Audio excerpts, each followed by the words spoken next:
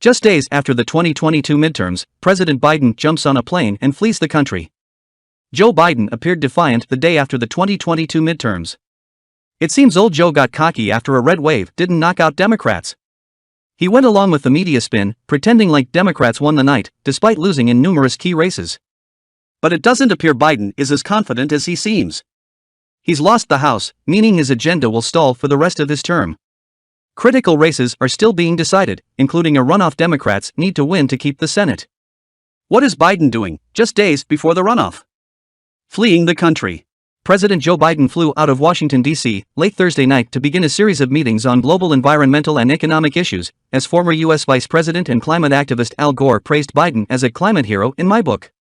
Next up on the Around the World trip are meetings of Southeast Asian leaders in Cambodia and a Group of 20, G20, summit meeting for leaders of the world's largest economies in Bali, Indonesia.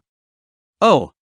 So soon after the winning midterms, Biden packed his schedule with a long overseas trip. How mysterious. You'd think if Biden was really confident in his party's future, he'd stick around in America and help. Instead, he is turning tail and running, to avoid criticism and backlash from Democrats losing the House, and more.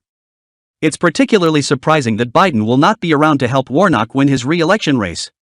Especially since Walker is in a good position to win the runoff, now that the Libertarian candidate won't be taking some of his votes.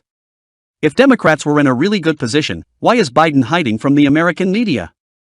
His travel plans appear to be mostly symbolic, photo ops and handshaking with other world leaders. Instead of sticking around planning with Congress for their next term, he's a no-show. That's because Biden has no intention of working with a Republican-controlled House or a Republican-controlled Senate. A true president, we'd imagine, would be trying to negotiate deals for the good of Americans.